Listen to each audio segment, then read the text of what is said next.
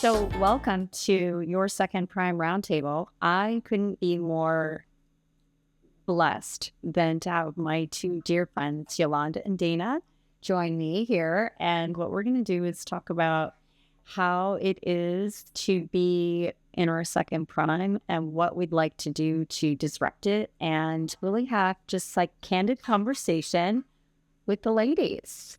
Let's do it. Alrighty. So Yolanda and Dana, thank you. We're here with our little bit of cheers and cheers and Friday and Grandma's glasses. And here we go. All right. So first things first, I am writing a book and I sent the chapters to both of you. So I sent you the first 8 chapters and we're going to dive into that. But before we do, I'd like to talk about some ice breaking. Like, let's do some icebreakers. All right. So, quick question. Since you read the first 8 chapters so far, what is has had the most impact on you or made you think or giving you sort of like a physical reaction, or what has it been? There are a few things. Okay. So the first thing that comes to mind is I love the idea of what would your future self thank you for? That really makes me think about how I'm currently living my life. And then also that the purpose is the purpose. Yes. So I think that had a big impact on me. Nice. Thank you. And, I thought what really struck me, what was so eye-opening to me, was the fact that you bring to light the shift that needs to happen and then you quantify it with data. Meaning like the longevity is this, the stereotypes are this. And when you look at those two things, they're not congruent. Yeah. So it posed to me a very thoughtful, just a very thoughtful way to reconstruct how we're doing everything right now with those two different things that are completely opposed to each other. Mm-hmm.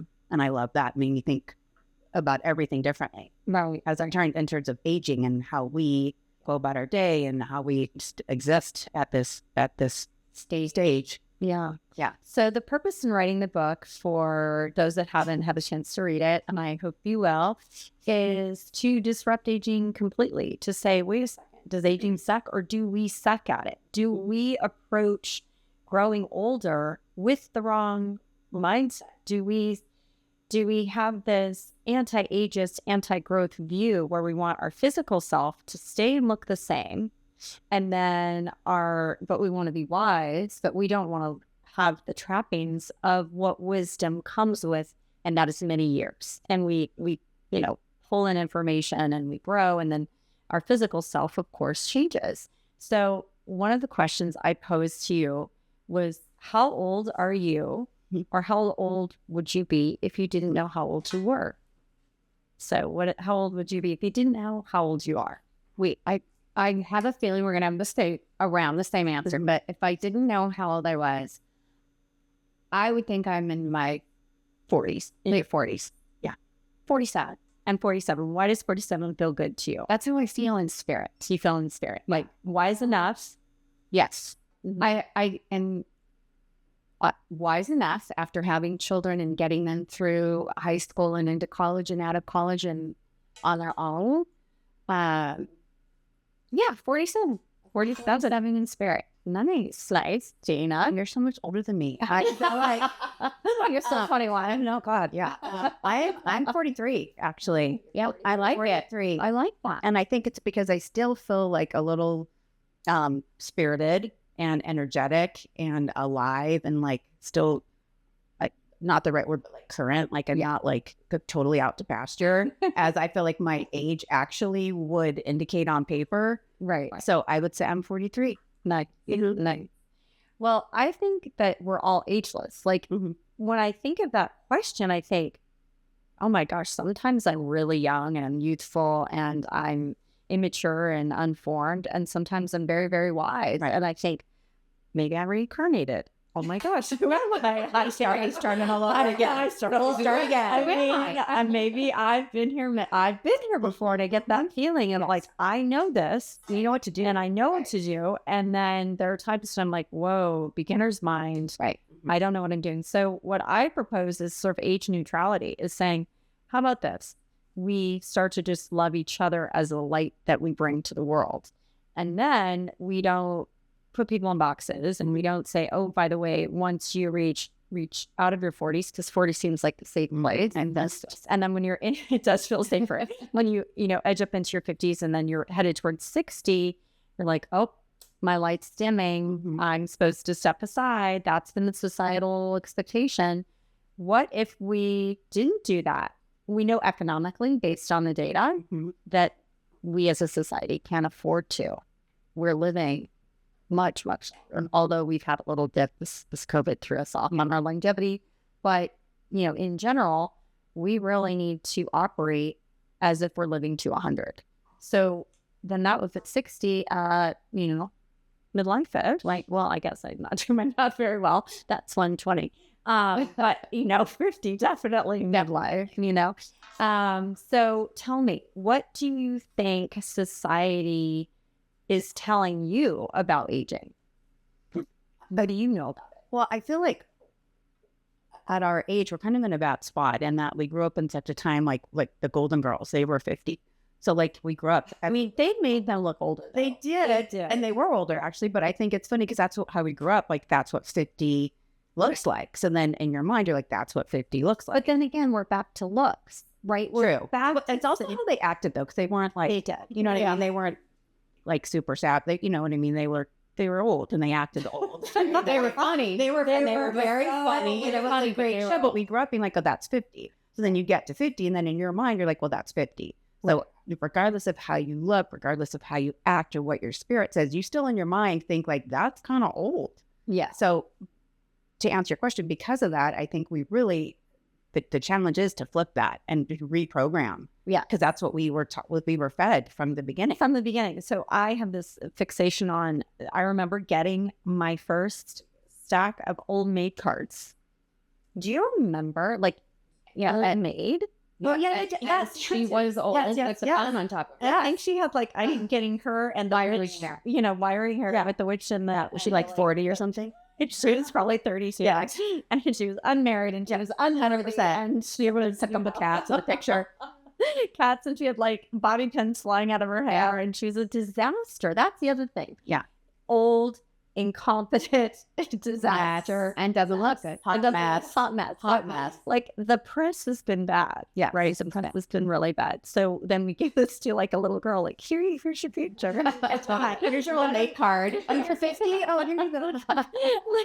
But you're 3, so I'm going to tell you now, you're going to really suck when you're 50. And you better be married. Yeah. Because if you're not married, you're an old maid. Oh, God. And I mean, that is so bloody offensive that I think, God, what were we doing? There's no, what's the version of the Old Maid for a male? Is that a distinguished gentleman? Yes. There is not. Yes. There is no equal to that. He's got his salt and pepper and he's distinguished. And you're like, oh, roots. You know what I mean? I got to fix that. Exactly. So I think there's lots of stuff we could do to change that narrative. Now, I don't think that the young women of today, by the way, I'm so impressed with them. They are, I was not where they are right now. I mean, they're an impressive group of young women. And they have some freedoms that we didn't have, which of course our previous generations the same, right? But we're building on that. So what do you think society needs to do moving forward? We've identified the problem. We've been shamed, or we've been trained into shame, right? Here, you're going to expire, you're going to step aside, and getting older sucks for you as a female, and for me as a female, for you. Why is the difference? Well, and also I just want to add that getting older, we're not just told that getting older sucks. We're told that you're not supposed to. Oh, yeah. They're older. Yeah. And we feel, at least maybe I should just speak for myself, but pressure to not get older or definitely not look older. No, I mean, the best would be to get older and wiser, but not show, right? So it was like that thing that you had said, I believe it was on one of your podcasts, where you said people were asked, how do you feel about aging, and they're like, it sucks, I don't want to. And then they're asked, do you want to go back to your younger self? And they're like, oh God, hell no, absolutely not. I know how we So heard. if you 100% no. So if you couldn't have, maybe we can have both. Yeah. Yeah. You know? And it's creating that sort of space and acceptance of that cool people age, and saying, wait, there's a different way to look at beauty, and that everyone is beautiful in a sense that is maybe more artistic instead of Holistic, I would say. Right. Oh God, right word. Don't you like, aren't you gravitated towards someone? You're not gravitated towards the face or alpha or whatever. it's an aura. That's not it. It's the energy. It's the whole. It's not one thing. It's all of it. Which that is part of it, but that's not the part of it, right? So that's not the meat of it. And that's what I think at our age I'm speaking for myself. I feel like we just gravitate. I do towards the whole thing, not just this. Yeah, which is and amazing. someone who loves themselves. Yeah, it's comfortable, Like authentic, all the things. loves themselves, and yeah, I think that is absolutely fantastic. And I think that society sees that in some women. If you happen to be famous or wealthy, or I think that there is some space for women, but not as much as we need to make. We need to make this wide open for everyone. Like, oh, by the way, young people getting older doesn't suck. It can be amazing. Right. You don't have to be married to be validated. Mm-hmm. I watched Sex and the City for the first time in a long time. No, in a long time. Okay. I'm like, where have you been? But okay. Welcome to the world. Yes. No, first time in a long time. I had insomnia, looked at Netflix, put in my little earbuds. So I actually didn't watch it. I listened to it.